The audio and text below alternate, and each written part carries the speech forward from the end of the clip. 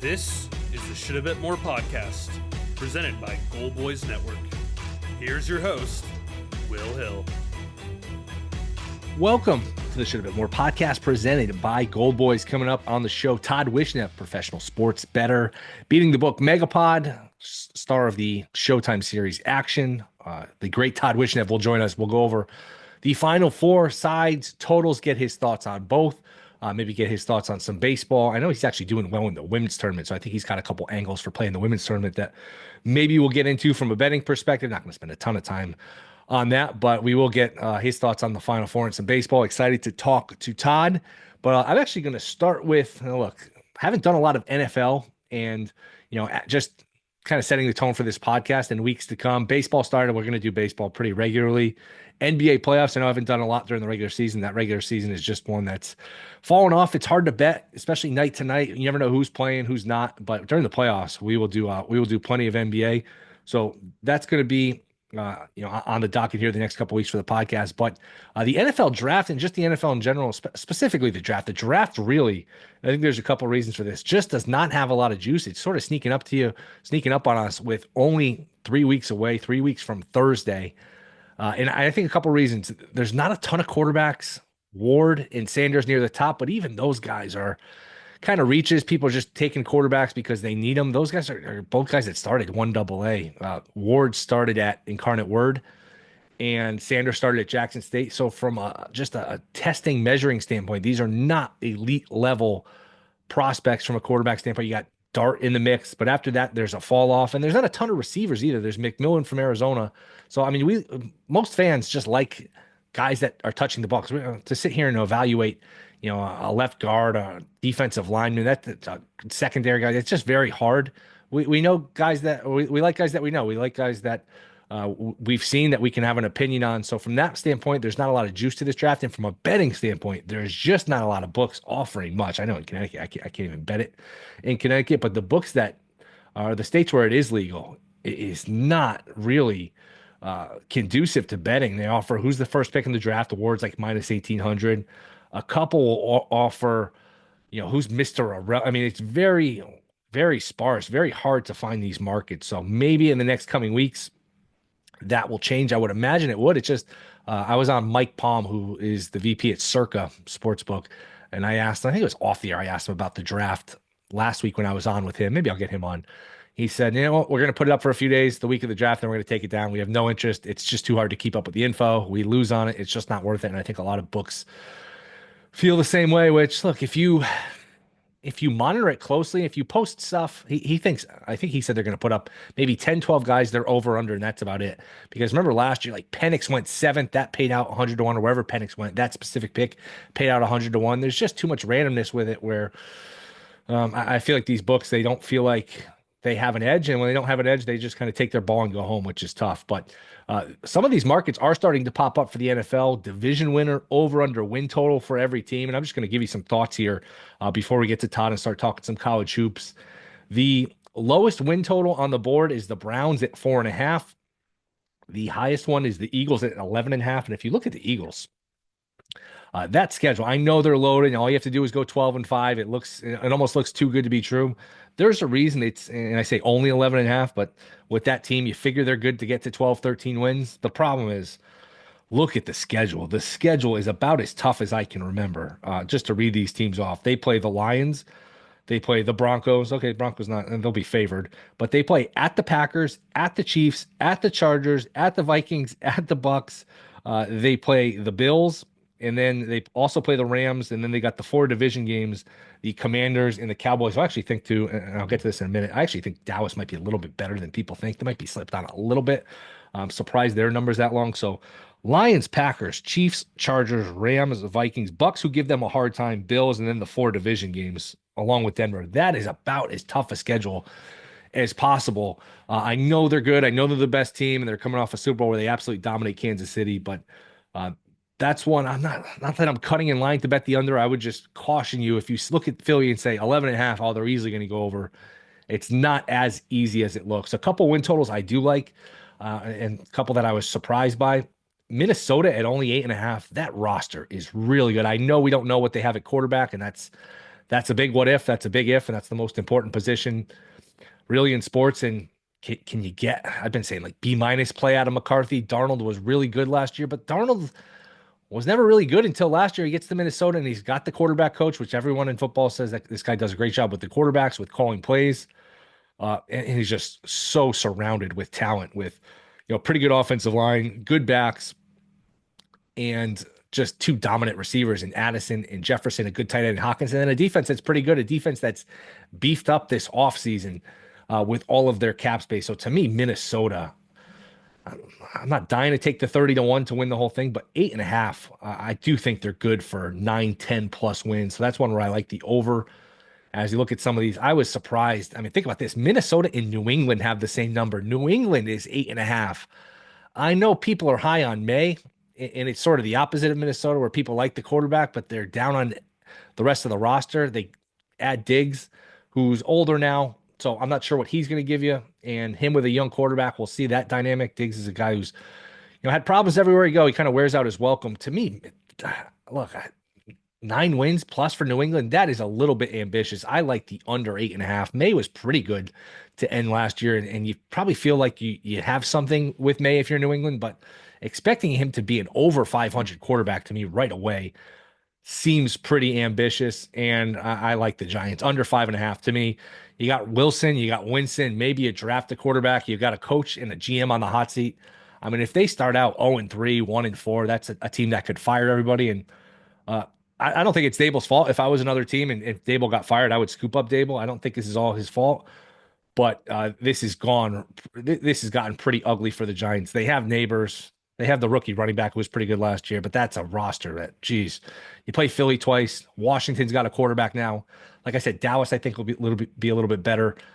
What are you going? Probably 1-5 maybe in that division, and unless you got Philly like the end of the season where they didn't need the game. And even last year they played Philly the last week of the season where Philly didn't need the game, and Philly still won. So I have a hard time seeing the Giants get to 6 wins. That seems like it could have disaster written all over it. So those are 3 I really like. Minnesota over, New England under, Giants under are 3 ones that I like. And I know people don't want to tie up credit, tie up money. If you make these bets now, even if you win, you don't get paid till first week of January 7th, 8th. The season goes now with the 17th game. So I understand there's a money, there's a resources being tied up aspect to this. But if you have one of these books that lets you bet on credit, or if you don't mind tying up the money, those are bets I do really like. As far as the futures, Eagles are plus 650. They're the short shot. Chiefs and Bills are 7-1. Ravens are also 7-1. Then you get Lions at 9-1. Then everyone else is double digits. The one that jumps out to me, I mentioned this before, I don't think they're going to win the whole thing, but I'm surprised Dallas is 75-1. This time last year, they were like 15, 20-1. They were co-favorites with the Eagles to win it all. Now you're saying Dallas is not winning the Super Bowl. Don't bet it. That's a reasonable response. But in order to profit off this ticket, you really don't need them to win the Super Bowl. I guess I'm just looking at, can they win 10 or 11 games, make the playoffs, and win a game? Then all of a sudden you're in the second round and you can figure out how to hedge, earn off that ticket three wins away from cashing it. As far as a conference winner, if you wanted to be a little more conservative with it, Dallas is 35-1 here at DraftKings. And that's about the best number. I've seen if there's a better number elsewhere. That's the best one with Dallas at 35-1. To me, those are just a little longer than they should be. Remember, the quarterback's the most important position. Dak finished second in MVP. Like when was he? 14 months ago. When Dak's been healthy, they had 3 11-win seasons in a row. I know people don't love the coach. I know people don't love the owner. I mean, there's plenty not to like. And even when Dak was healthy, they weren't great last year, but they still had a respectable season. They still have Lamb. They still have Parsons. And as we've seen, their defense, which was not great last year, defenses can kind of come and go with draft and free agency. There's a lot of variance there. We all went into last season thinking, the Jets are going to have this great defense. They had no quarterback and they won all those games. And their defense was mediocre last year. Defenses can change year to year. They're not very predictive. Offenses are predictive because the quarterbacks generally don't change. And you can have Mahomes one year, you're going to have a good offense. You're going to have Mahomes next year, you're going to have a good offense.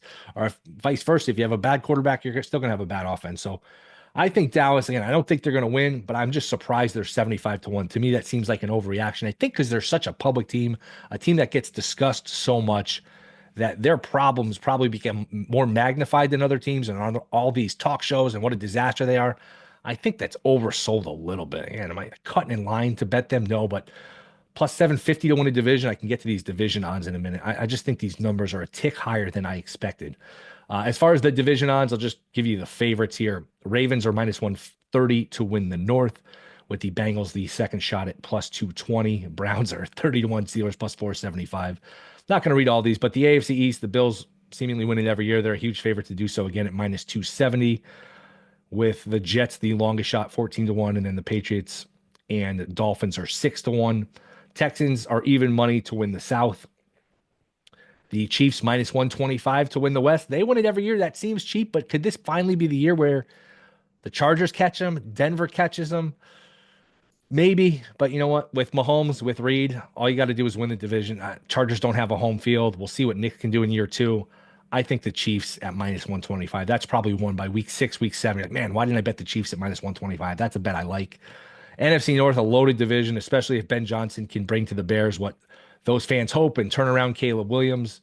They've got a bunch of cap space with the quarterback on the rookie deal. Lions are the short shot plus 135, as you'd expect. Packers plus 275. Minnesota is 4 to 1. Eagles minus 140 to win the East. I mentioned the tough schedule, but that minus 140 does look pretty tempting. Do you expect Washington to do it another year, back-to-back years, and sustain what they did last year? At plus 195, I wouldn't bet it. I know it's a brutal schedule for Philly, but that minus 140 looks cheap. If you think Dallas is live at plus 750 to win the division, you should probably take one bet and split a little bit on the plus 750 to win the division and a little bit at 75 to 1. But to me, Philly is still going to win that division.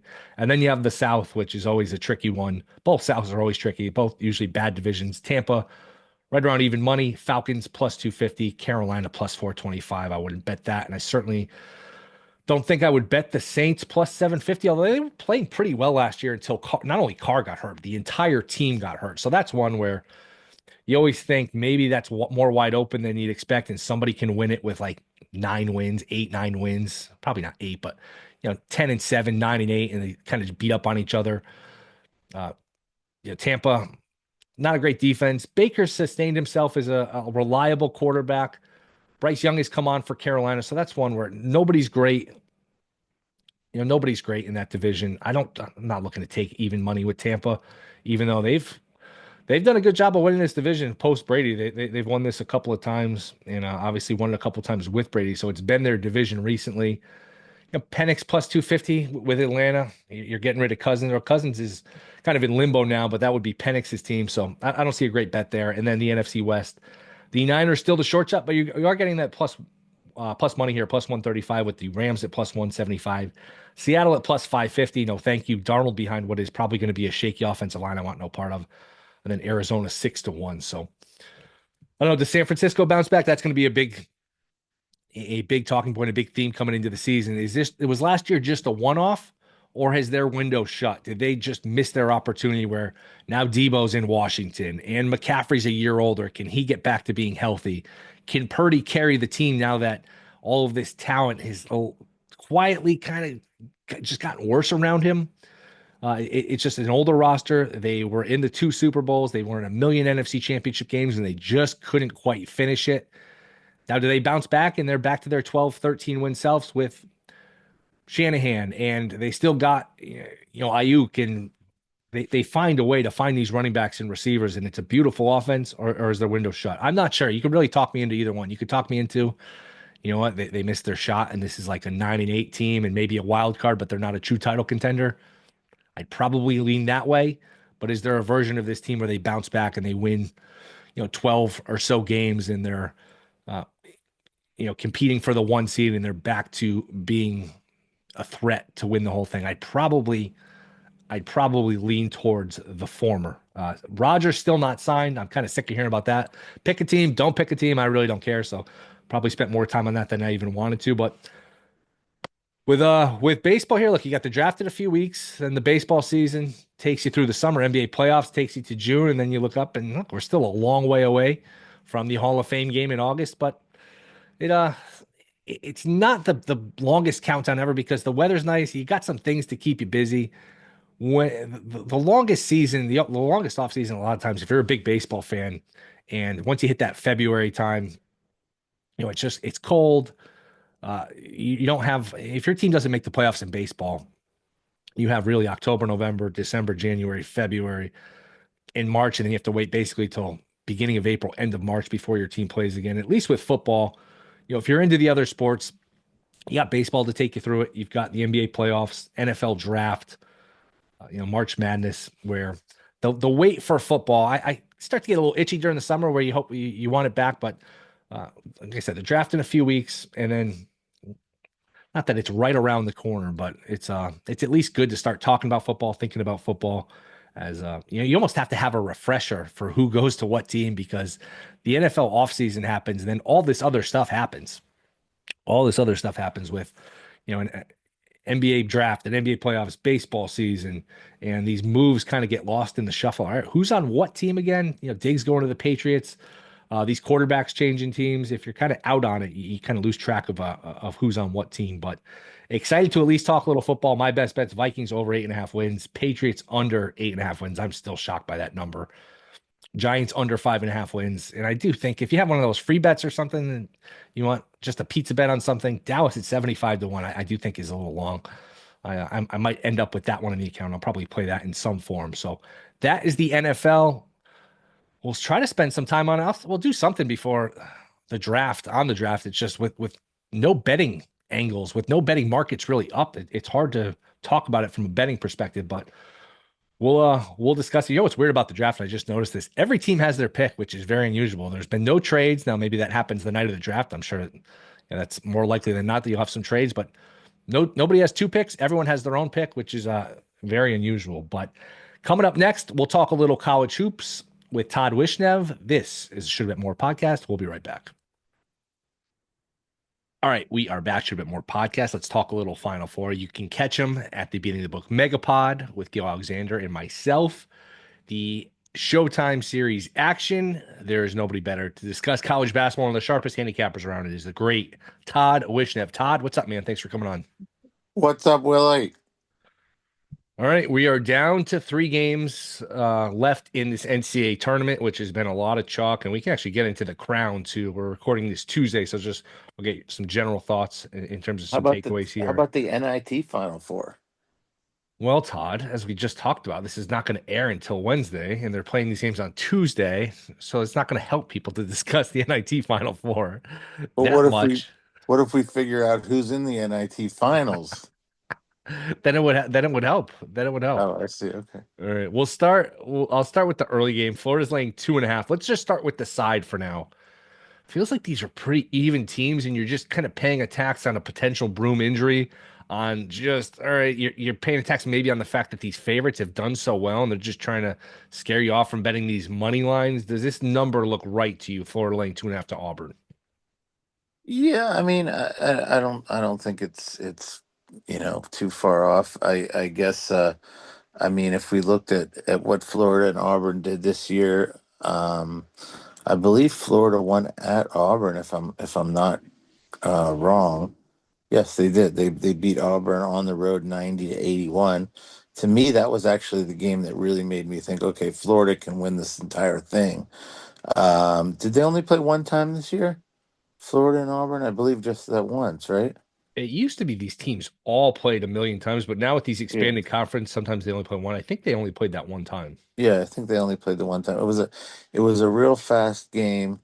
If I remember correctly, Florida was up 40. Oh no, it was actually, yeah, no, I'm sorry. Florida was up 48-38 at the half, and they hung on to win 90-81.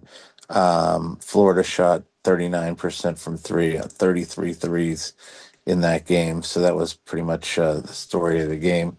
Whereas Auburn shot 7 for 22 from three. I like Florida. I mean, I've liked them the whole time. On the Megapod, I picked them to win the whole thing. The guard Clayton is unbelievable. I don't know how they won the last game against Texas Tech. That was just, Texas Tech could have won the whole thing too. I mean, they were just really relentless. Unbelievable they lost that game. But Florida, I've liked Florida all year. I've not been a huge Auburn fan, not a huge Bruce Pearl fan in general. So, to me, I kind of like Florida here. Especially, I like the kind of team where they, squeaked out of, you know, complete disaster the game before. They're going to have their number one attention going into this game. Does it worry you at all? Because I had the same thought process of sometimes these teams survive and that ends up being a good thing. It makes them a little tougher. It gives them a wake up call. But this is their second time in 3 games. UConn was a shot or two away from kind of putting that game away. Does it worry you this is the second time they've had a little scare here? Yeah, not really. I mean, it is UConn. It was Danny Hurley. You're not going to just take them out, easily. So that doesn't really worry me. And I just Auburn, obviously they're a good team, don't get me wrong. Everyone knows they're a good team, but I just don't see it. I don't see the, you know, first of all, who's the absolute go-to guy on Auburn? It's not anybody as good as Clayton, in my opinion. It's funny. I went to a Quinnipiac Iona game 2 years ago, and Clayton was on Iona, and Quinnipiac had to have beaten him by 20, 25 points. Patino was coaching him. Patino was losing his mind. It's funny to think now, a couple of years later, Patino's at St. John's and Clayton's at Florida. It's just the movement with these players is really something we're not used to from the past. Yeah, I mean, I'm already getting offered NIL deals to play some two guard, big two guard, and right now I haven't decided on where I'm going yet, but I'm definitely getting some nice offers. Texas, Texas A&M, and some others are looking for some outside shooting. That's good. Well, when you're ready to make your announcement, you can come on here and make the announcement. That would be huge. Give a huge boost to our ratings here. Yeah, The not to- a problem. the total 160 and a half. I didn't realize this. Florida's played 11 straight overs. Now, one of them was that ridiculous UConn over where the three at the buzzer and just a million points in the last few seconds, and it was only over by half a point. So maybe depending on where you bet it, it didn't go over. But did you realize that usually you're onto these trends with these overs? Do you have any feel for this total here? I didn't realize because of course I don't bet that many of them pregame. I'm mostly doing them in game, obviously. But let's take a look at these to see if they were all legit. Were the tech was it? Would you call the Texas Tech a legit over? I don't know. It was kind of a scramble game at the end. Maryland they beat 87-71. What was the total in that game? In the Maryland game, was it 150? I thought it was 158 and a half, Yeah, I thought I actually. was going to say 159 and a half, right around there. Oh, so that one did go under because that landed 150, 158. I saw the stat a couple times they've gone over. Oh, it So depends on what I yeah, guess maybe it where depends on where you bet it. they're grading the number. Yeah, they're just grading the number. I mean, Connecticut game went over Norfolk. That was because they just obviously could have scored a million against Norfolk. Tennessee. I mean, yeah, a lot of these games are going over. I mean, Florida's been an over team all year. Florida is the 59th fastest team in the country, and they're the second best offensive efficiency. So you're obviously going to get a lot of points out of them most games. The question is just how many is the other team going to score? But it doesn't really surprise me that a lot of the games go over. Now, in this particular case, now you're going to play Auburn, who's 136th fastest, which is pretty fast. Also, just as a little primer on what happened during the season in the one game at Auburn, where they beat Auburn. There were 74 possessions in that game in that 90-81. And what I like to do sometimes is look at what happened at the last minute to see if a million of the possessions were in the last minute, and they weren't actually in that game. There was no like million fouls at the end. It was a legit 90-81 game. So that's something to look at sometimes. So 171 points is obviously a lot of points. Now, are they going to get to what do they have it at 160 or 160? Yeah, it was 164, now down to 160. Uh, you know, right off the top of my head, most of these games have been kind of a little bit tighter, a little bit more nerve-wracking, and the shooting, venues have been tough for some of these teams. Where are these Final Four games being played? I don't remember. I believe it's the Alamo Dome in San Antonio. Yeah, so Alamo Dome sounds like a football dome, I'm sure which I know it is, of course. And we have seen in the past teams having trouble shooting especially in the first half in dome football stadiums. It doesn't have the same background for shooting, so I don't know if I would be running to the window to bet over right away. Okay. How about Duke in Houston? We're seeing some 5.5. I was on VSiN Sunday when this line opened at 4.5, and I said I could get to 5.5, 6, and you're not going to believe this, but Steve Fezzik sent a very confident, very emphatic text. It'll never get to 5.5. It'll never get to 6. The game is in Texas. It's a home game for Houston.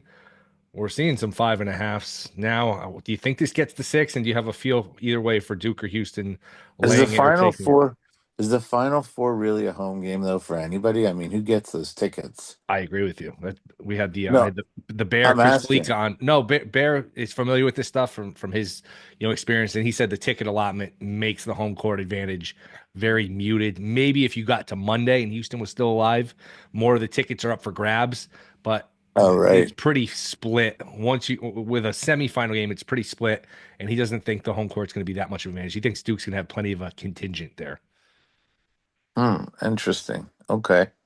Um, you know, I know everybody's over their skis about Duke. They just look like a juggernaut, juggernaut, juggernaut. However, you know, Baylor doesn't really strike me as the greatest win of all time. Beating Arizona, if you don't beat Arizona and Tommy Lloyd with anybody, I mean, who are you? You're supposed to beat Arizona. They did that, and they beat Alabama. Alabama coming off the great shooting night. Of course, they weren't going to shoot as well the next game, and they did play, outstanding. Don't get me wrong. However, this is a whole another game, defensive style. When you're going against Houston, these guys can lock people down like no other. They're going to ugly up the game. Now, obviously, Duke should be favored. I'm not saying they shouldn't be favored, but they will ugly up this game. And is Duke tough enough? They certainly haven't seen anybody the likes of this kind of defense all season. So this should be a very interesting matchup. I don't think I would want to be laying a lot of points here. That's just my first feel on it. Are you a believer that the whistle's going to be huge here? If they let Houston play football and play tough and rugged, that's going to be a problem for Duke. And if they're calling these touch fouls, that's going to benefit Duke. And I don't know, does it feel like Duke is last year's UConn, where every time you look at these games, man, that's a lot of points, and then they not only cover, but they cover pretty easily. What are your thoughts on that? I don't think they're last year's UConn. I think it's maybe a little overblown. And I do agree with you about the refs. If the refs are going to let them play, which they pretty much have in most of the tournament, that obviously favors Houston being able to muck it up and really clamp down. So I don't know. It sounds like a lot of points. Right off the top of my head, it kind of sounds like a lot of points. I might want to think about Houston first half. Because you don't want to get beat at the end when Houston's down, 3 or 4 points, they foul, and you lose because of the free throws at the end. So I'd probably think about Houston, maybe first half. Who ultimately wins it? You're sticking with Florida? I like Florida all year. I'm gonna stay with Florida. I know the Duke train is running pretty heavy right now, but like I said, I mean, obviously Alabama win was very impressive. Was the Arizona win that impressive, really? I mean, they gave up 93 points. Now, granted, Arizona couldn't stop them, but Arizona doesn't stop anybody. Where are the other hugely impressive wins? They barely beat North Carolina in the ACC tournament. They've had a couple losses this year. They lost to Kentucky on a neutral. They lost to Kansas on a neutral. Kansas is not even good. And they lost to Clemson away. That's not that embarrassing. So, you know, they could have a stinker here and Houston could maybe upset them. The look ahead lines are up. Have you seen them The look ahead lines. Oh, for the for the for title game? the oh, I might have quickly glanced. I didn't really retain the whole thing. Duke, Florida. What would you think the title game would be? Well, obviously they're gonna make Duke the big favorite now because, or not the big favorite, but the slight favorite because everyone's thinking Duke is the best team now. So it's probably, I don't know, what, 3 points maybe. 4.5. Okay, Yeah. and what's the other ones? Florida would be laying a point and a half to Houston. Auburn would be laying Houston would be laying a point to Auburn. Yeah, And see, the then problem with these look ahead lines also is that you don't know what they did in the semifinals to get there too. So, Right. depending on, how they look in the Final Four game, obviously is going to dictate a lot of that final line. Uh, the women's tournament, the unders have been good. Have you been betting these pretty consistently? Yes, I'm the one actually who brought it to Mr. Fezzik's attention that a lot of these women's lines were going under. We kind of caught up on that a couple days ago in the round of 16, or I forget which round it was, but it was, you could pretty much see that these girls play defense. These girls play defense and they slow the game down. And, even we should have won the last one, even would have been 8 in a row on the unders had there not been a foul fest at the end of the Yukon game. They're fouling down 13 with 9 seconds left. But they've all these games have been dead unders lately in the women's. That was a tough one, UConn USC, because it was like a 13-point game and UConn was inbounding. Maybe USC calls off the dogs, but they throw it away and USC hits a three. Yeah, And that we yeah, probably would have won that one too if it wasn't for that nonsense. yeah, absolutely ridiculous. The Crowns have just been straight overs. Again, we're recording this Tuesday. They're going to play some more games today, but it would be over or nothing. These games, I didn't watch any of it on Monday, and It's there's the whole such country. garbage. It's bad. It's really, I watched a little bit. It's really garbage. There's not a lot of defense being played. Half the kids aren't even playing because they're in the portal or this or that. But yeah, I mean, a lot of the games are going over. I played the over in the second half of the Arizona State, um, I think it was Nebraska game last night and won pretty easily. Because, like I said, there's not really a lot of defense being played. All right, Toddy. Last one. Any baseball takeaways? We're like 3 or 4 days into the season. A little more than that. But any takeaways? You got the Yankee bats were a huge story. The Dodgers are obviously unstoppable. What have you noticed with baseball? How's your baseball betting going? Yeah, it started off pretty nicely. I've been having some success, on the in-game baseball, just paying attention to who's kind of getting lit up early in games. What starters don't seem to have it, and if they're going against a decent hitting team, for example, last night, you had the Padres and the Guardians playing two weak starters in the game. They're getting lit up right off the bat. And I played the over first five. And even though there was a double pickoff, which you never see, a double pickoff, double play on a pickoff play, where the guy was took off towards third, and the pitcher's he stepped off, threw it to Machado. Machado tags the guy, and then they call interference on the guy. So it's both guys are out on a pickoff play. Even with that, it still ended up going over. But what's interesting is I like to play them in the first five, not for the game, because in the first five you're still probably getting to go against that crappy pitcher or the pitcher who's quote unquote doesn't have it that night. Whereas if you go in the whole game, if you get a bunch of sterling relief performances, you could still lose. So to me, I like to try to target where I'm going to go after those starters that are struggling in the first five, and that seems to be doing all right lately.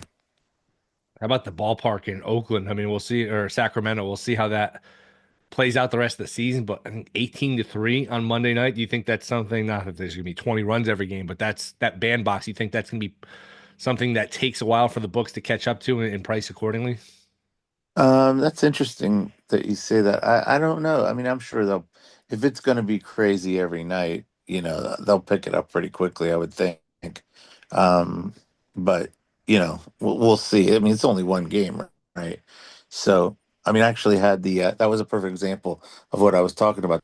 The Cubs were playing Oakland, and they had Estes on the mound, and you could tell pretty quickly that Estes didn't have it. I think he gave up 4 runs in the first, or 3 runs in the first. I got over 5.5 or something like that, and then we ended up getting there in the fifth. But I mean, he had guys all over the bases in the third inning and the fourth inning. These guys, especially if they're walking a million guys, those are nice bets to go against. Or if you can find, especially if you can find books that have the first five team total in game, which is nice. Yeah, no. Who was that? Who else that was it that got rocked on Monday? Oh, the kid from the Mariners, Hancock, got absolutely obliterated. I think six Oh yeah. runs in the first inning. Yeah, that was another one I jumped on early because, first of all, we both thought that was ridiculous to have a seven for Hancock against Frank Joby, the former rotator cuff injury guy. No, I don't know what the guy's name is. Jackson Jackson Joby. Joby, who's a big time Jackson. prospect, but no, your point is correct. They're pricing these Mariners games so low with the totals because it feels like every game with them is 2-1, 3-2 because they have really good starting pitching that they can't hit. But that was one where Hancock's not part of the their great starting pitching. He's more of a back end guy for sure. Yeah, and that was a perfect example of a game where you could tell right away. I think I won that one in the first inning. It was over, what did I say? What did I get? Like over Four five and a and a half half or over. 5.5. Yeah, when Yeah, they were had a over. couple runs It in. was 2-0, and I got over 5.5 first five, and they got 6 runs in the first inning. You could just see that the guy's getting racked all over the place. He's going to get hit. And the other thing that you want to keep an eye on is like pitch counts for guys. Like for instance, because I was keeping track of the pitch count, I had a nice bet with the Phillies. In the seventh inning, the Phillies were down 1-0. Marquez was pitching a gem for Colorado. And I said, okay, he's got up to 83 pitches in the first start of the year. He's probably not going a whole hell of a lot more. Maybe the seventh, probably not the eighth and the ninth. And the Rockies bullpen loves to give away games. So I got a chance to take the Phillies money line, even money. And I said I had to take that. And of course, Marquez didn't even come out for the seventh, and the Phillies just blew it open against the Rockies bullpen. So if you keep track of these bullpens, whose bullpens are just giving away games, and you keep track of the pitch count and stuff and where the batting order is, there's stuff in there that you can exploit. All right, Toddy, appreciate it. Tennis game is still good. Fez is not gaining ground on you despite his claims. Well, we played when I was in Vegas a couple weeks ago, and I was feeling good. First time I had been out there in months, and I was up beating him. And then, of course, I twisted my back real bad, so I haven't been on a court in weeks. So I don't know. I don't know if my tennis career is coming to an end, but it's right now I'm a physical mess. And Fez is, you would put his tennis game scale of 1 to 10, you would put his game at a what? He's about a minus 2.3, I would say. From a zero to 10, I'm putting him at a minus 2.3. Yeah. Wow. Harsh words. Harsh, But harsh that's words. just it. He's the only reason he's minus 2.3. He would be minus 3.5, but on the way there, he could tell you which casinos to get free goodies at. So that's why it gets him a higher ranking. Todd, appreciate it, man. Anything you want to promote? Nothing really. You can go on my Twitter at twishnev if you want to contact me or anything. And I do have my in-game thing going. Of course, this is, baseball is not my best sport. College basketball is my best sport, so that's just ending right now. So hopefully by next season, I'll add a bunch of people who asked to be added to the in-game WhatsApp. All right, Todd, appreciate the time, man. Thanks. No problem. All right, that'll do it. Rate, review, subscribe. Thank you to Todd Wishnev, goalboys.com. Check us out there. Sign up for the Discord. We will be back Friday. See you then.